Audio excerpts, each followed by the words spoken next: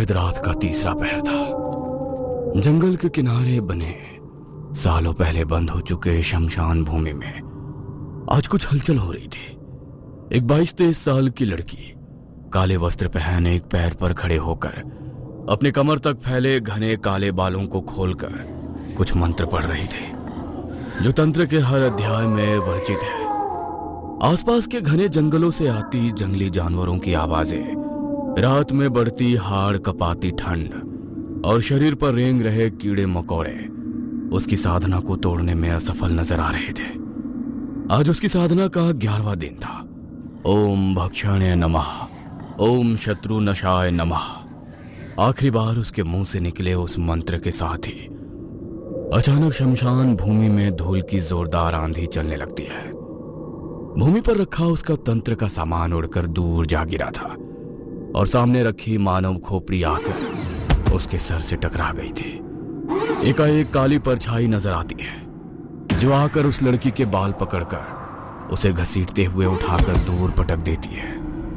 अभी भी समय है, लौट जा। आगे सिर्फ और सिर्फ मृत्यु है। अपनी मौत को मत आमंत्रित कर, लौट जा। मैं लौटने के लिए नहीं आई हूँ। मैंने सोच लिया है।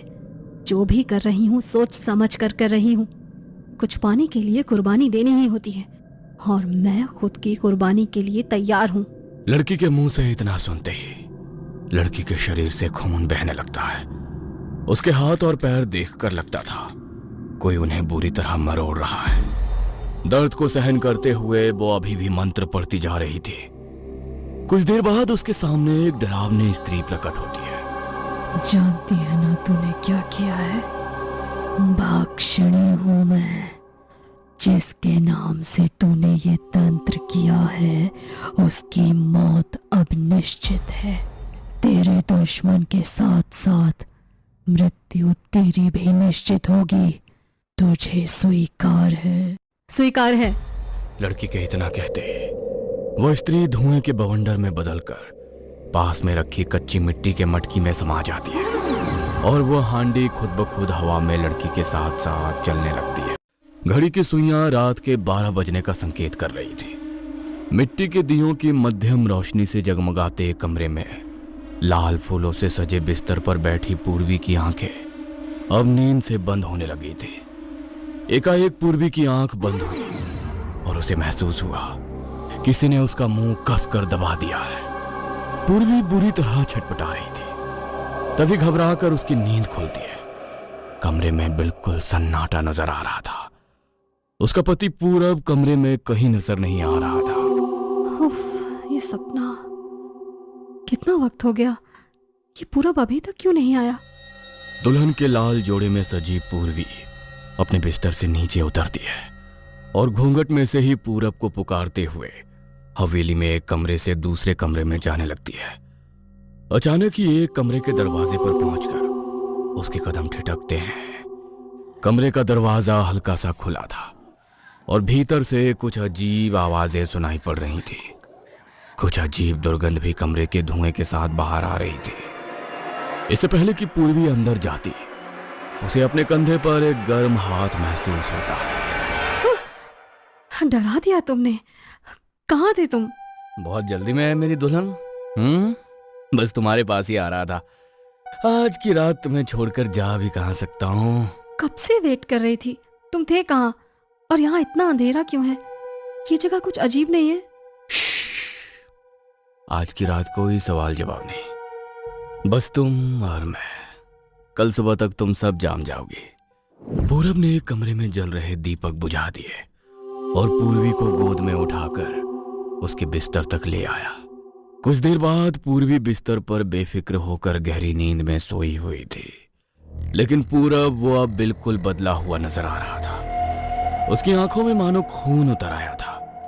उसने अपने शरीर पर काले वस्त्र पहन रखे थे, माथे पर काली राख मल रखी थी, आंखों में गहरा काजल और चेहरे पर किसी कसाई जैसी निष्ठुर भाव। उसने पूर्वी को उठाकर जमीन पर लिटाया, कुछ देर मंत्रोच्चार किया और फिर अग्निकुंड के पास रखे खंजर से उसका सर धड़ से अलग कर दिया। इसी के साथ पूरब के हंसी की आवाज से वह हवेली गूंज उठी। इस घटना को कई महीने बीत गए थे। पूर्वी का कुछ पता नहीं चल रहा था। शहर में उसकी रूममेट मेघा यूं अचानक पूर्वी के गायब हो जाने से बहुत परेशान थी। पूर्वी अपनी बहन निष्ठा से बहुत क्लोज थी। मुझे पूरा यकीन है निष्ठा को जरूर पता होगा कि पूर्वी कहाँ है और किस हाल में है। आई थिंक मुझे उससे बात करनी चाहिए। पूर्वी के बारे में कुछ पता है क्या? आई मीन वो अचानक से अपना सामान छोड़कर चली गई, उसने बताया भी नहीं। हाँ, वो अभी शायद तुम्हारे साथ नहीं होगी। उसने बताया होगा ना कि शादी करने वाली है। Thank God. मुझे पता नहीं क्यों बहुत अजीब अजीब से ख्याल आ रहे थे। उसका फ़ोन भी नहीं लग रहा है। बात करवा सकती हो क्या? शादी हो गई उसकी? मुझे पूर्वी के बारे में जितना बताना था मैंने बता दिया। आगे से उसे कांटेक्ट करने की कोशिश मत करना, सबके लिए वही अच्छा होगा।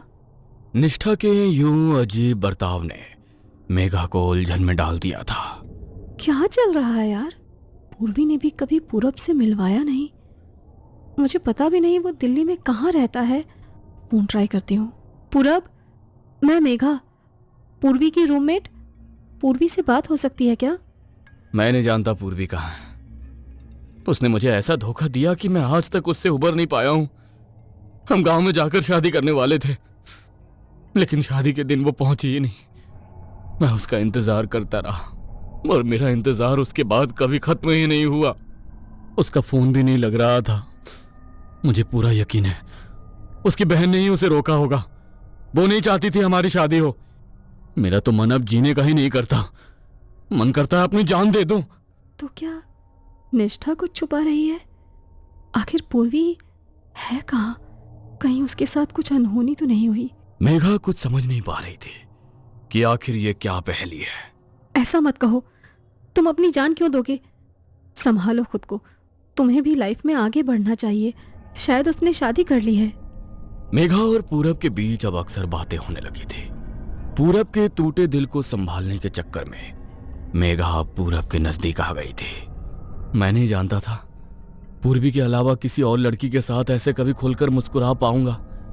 थैंक यू मुझे समझने के लिए। पूरब को कंधा देते देते कब वो उसे पसंद करने लगी थी उसे एहसास ही नहीं हुआ था। समझ ही नहीं आता कैसे कहूं। पता नहीं था कोई पूर्वी से भी ज्यादा खास हो जाएगा मेरे लिए। आई लव यू मेघा, तुम बहुत अच्छी लड़की हो। क्या मेरे साथ शादी करोगी? पूरब, तुम इतने स्वीट हो, तुम्हें कोई भी लड़की मना नहीं कर सकती। पूर्वी की तरह धोखा तो नहीं दोगी ना? बिल्कुल नहीं। सच्चा प्यार सबके नसीब में नहीं होता और शायद हमारा मिलना लिखा होगा। तभी तो आखिरी समय में पूर्वी शादी से भाग गई। अगले महीने की एकादशी को पूरब मेघा को लेकर पहाड़ों में बने बंगले पर ले जाता है। तुम तैयार हो जाओ, मैं शादी की तैयारियां करता हूँ। पंडित जी नहीं आए? यहाँ पंडित शादी नहीं करवाते, समझ जाओगी जल्दी। पूरब ने अग्निकुंड प्रज्वलित कर लिया था। सामने एक बड़ा सा पत्थर रखा हुआ था जिस पर खून जैसा कुछ लगा हुआ था। वहीं पास में काले रंग की धोती पहनकर पूरब कुछ अजीब से मंत्र पढ़ रहा था। एकाएक उसे आंगन से कुछ गिरने की आवाज सुनाई देती है। पूरब चौंक कर बाहर जाकर देखता है तो वहां उसे मिट्टी की हांडी टूटी हुई नजर आती है। ये हांडी यहाँ कैसे आई? पूरब उस हांडी के नजदीक जा पाता इससे पहले उसे पायल की छम छम सुनाई पड़ती है। लगता है मेघा तैयार हो गई। जैसे ही मेघा का हाथ अपने हाथों में लेकर वो मंत्र पढ़ना शुरू करता है उसे एक जोरदार झटका महसूस होता है। ये कैसा संकेत है? क्या यहाँ कोई शक्ति है जो हम दोनों के बीच आ रही है? मुझे जल्दी ही ये सब खत्म करना होगा।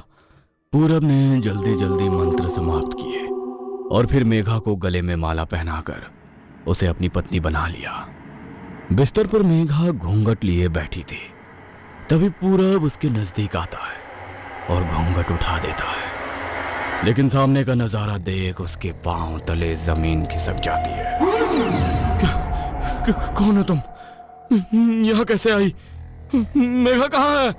मेरे साथ ही विवाह हुआ है तुम्हारा। अब तेरे शरीर और आत्मा पर मेरा अधिकार है। ये नहीं हो सकता। मैंने तुम मेघा को माला पहनाई थी। क्या हुआ? मेरे करीब नहीं आओगे?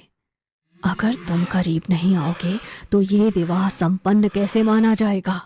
पूरब आंखें बंद करके मंत्र पढ़ना शुरू करता है।